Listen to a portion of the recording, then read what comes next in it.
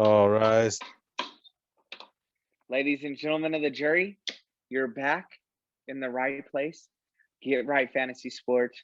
I got the experts with me. I got Anthony. I got Frank. What's up, guys? Well, how's it going, man? How are you? How's everybody doing today? I'm Let's good. get going. That's one thing I know because my sleeves are all the way rolled up. We're here. We're gonna cover. We're trying to get topics that maybe people weren't ready for. They weren't expecting. Sophomore year players, get ready for the whole series. We're gonna be covering on this episode. We're gonna be covering quarterbacks. Is there anything else to it, or should we just jump right into it? Let's hit the intro.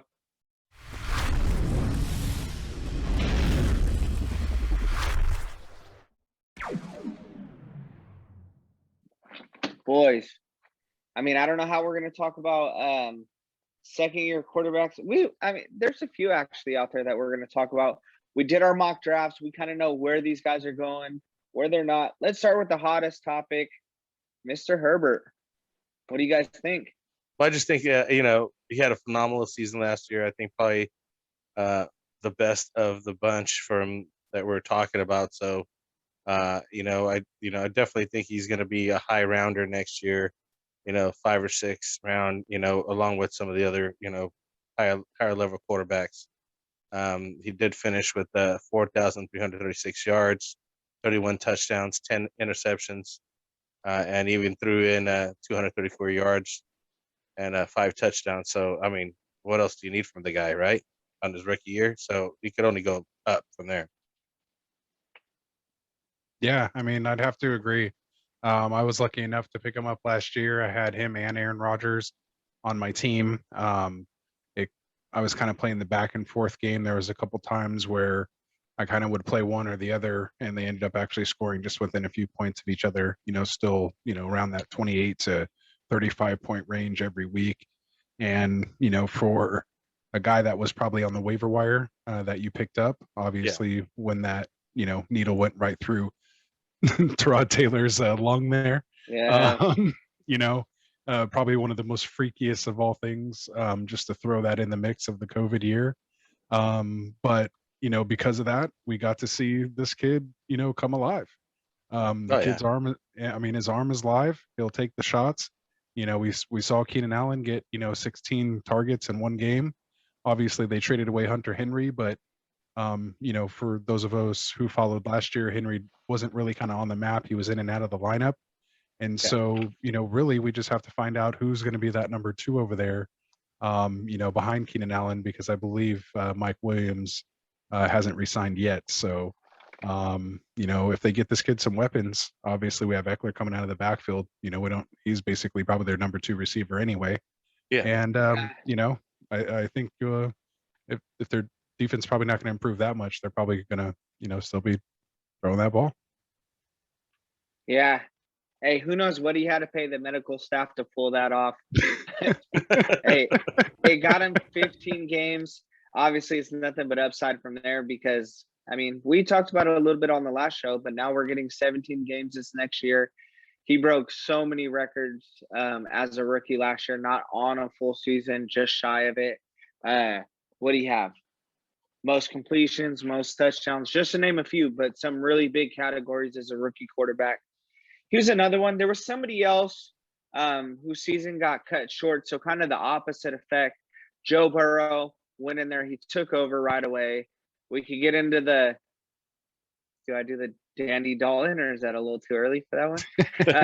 But yeah, hey, he went in there and he took over, and he got cut short. Do you guys think he's going to have any fantasy relevance this year? Yeah, the biggest thing, obviously, he went down in week 11 with that ACL, pretty nasty injury that he suffered there. A couple months back, he did kind of a little interview saying that his goal is to hopefully be back by week 1. I don't know if that means, back to the starting lineup and starting week 1. Obviously, in 2 QB leagues, dynasty leagues, he's definitely, a guy you want to hold on to because I think, his arm is live. He's throwing for 316, 312, 300, 313, 406. He's throwing, for a good amount of yardage here. So, there's a good opportunity for him as he gets healthy. But I personally don't expect him back until probably about week 3, week 4 is when he could be comfortable to start him. Frank, are you Yeah, drafting Big D? Are you drafting Big D Joe or no? The best I could do for this guy is a late round flyer as a backup. If as Anthony mentioned, dynasty leagues and other types of leagues like that, it's a different ball game. But would I draft him?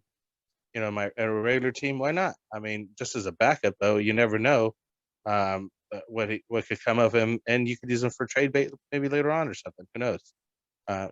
Just with a shot, because he did have some pretty good games as Anthony mentioned, but let's see how he comes back and how he performs. Yeah. No, hey, so one thing I'm gonna say, I'm drafting Joe. Joe will be on my team unless you're watching this and he beat me to it. The guy threw 61 pass attempts in one game. I think he had 47 in another. Their offense didn't get any better. They're losing AJ Green. They lost John Ross. They need a lot. He's got the whole world on his shoulders. So that's one reason I'm going to be targeting him. So going to the college side of things, some epic battles. Joe obviously came out victorious. That's why we call him Big D Joe. He earned it. But Tua was somebody who was highly regarded in college. Came out, he got the starting job over there in Miami. We know they added some weapons. Is that somebody that you guys are looking at this year? Anthony said 1,800 yards for the year, 11 touchdowns, 5 interceptions.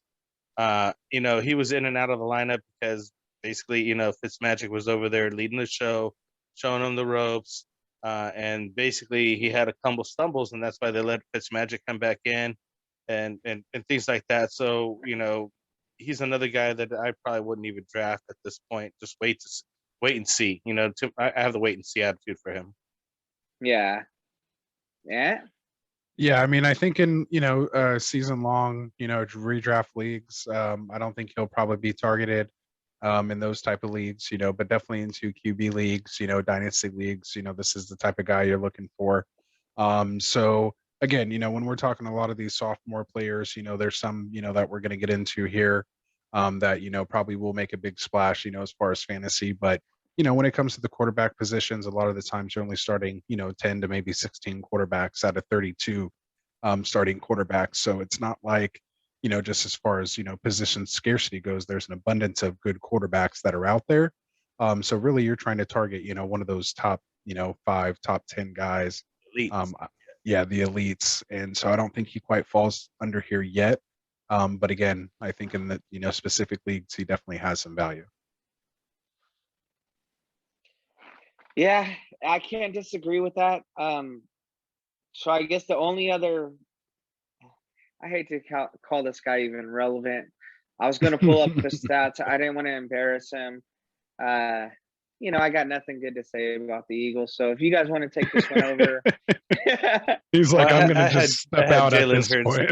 Jalen Hurts last year at some point, and even started him a couple games, and I was lucky enough to have him on the weeks that he did well. And I think that, the team seems to be pointing towards the fact that he's going to be the starter for one. They probably will hire, draft a backup or something else because they need more depth regardless of that, and give him a shot. They're going to see what they have in this guy. I think he's explosive. I like how he runs. I mean, he had 354 yards there, so, and 3 rushing touchdowns. So I like him. I liked what I saw. But, and even the team liked him better. I remember the running back, I forget his name, was just, wanted him to be the starter and wanted him to be in. So he brings energy to the team that hopefully makes him gel and play better. Yeah. Yeah, sometimes. And do you want to give us a stat line? Yeah, I mean, it is pretty bad. I mean, he came in, about, week 14. He went 17 for 30 in that game for only 167 yards and a touchdown. He did rush for 106 yards, and so that's kind of what Frank's talking about as far as that rushing upside. And I think if anything, that's kind of what you're looking for. So especially like in 4-point per passing touchdown leagues, this is those running quarterbacks give a little extra value, because if you can get those rushing yards, in addition to those passing yards and touchdowns, then I think, that's what what they want to do. They've kind of cleaned house. They're rebuilding. The defense isn't really that great. This is the perfect kind of guy, if your quarterback goes down, or, something like that happens, bye week, kind of guy, this is the exact type of guy you're looking for, because he can blow up for 300 plus yards and 100 yards on the ground any week. Yeah, and I do have to say, I feel bad for the guy. He got a bad position over there. One stat that really stood out to me was their record. I mean, the Eagles went 4-11-1. I'm not going to harp on him. It's not all Jalen's fault. Now he has a year. They got rid of Carson, so it's going to be his show over there. They can draw the plays up, kind of build around him. Of all the quarterbacks, Tua, Herbert, Burrows, him, the good thing about him is they all have relatively high draft picks this year where they could build around them, whether that be offensive line. We know we got Pitts out there. You got tons of good receivers out there. So, I mean, they have potential to add another weapon, and that'll be another show. But overall, that's what you guys are looking for. That's why you're here. If you're thinking about getting a second-year quarterback, we hope that helped you out. Stay tuned. We'll be breaking down the running backs. We'll break down the wide receivers. I'm not gonna lie, there's not a tight end we could talk about. So don't don't Yes, look there out is. for that show. Yes, there is. Hey, But there's not enough. There's really not enough, but there is. Stay tuned and find out, guys. Thank you guys for being here. Peace Hey, out. thanks for watching.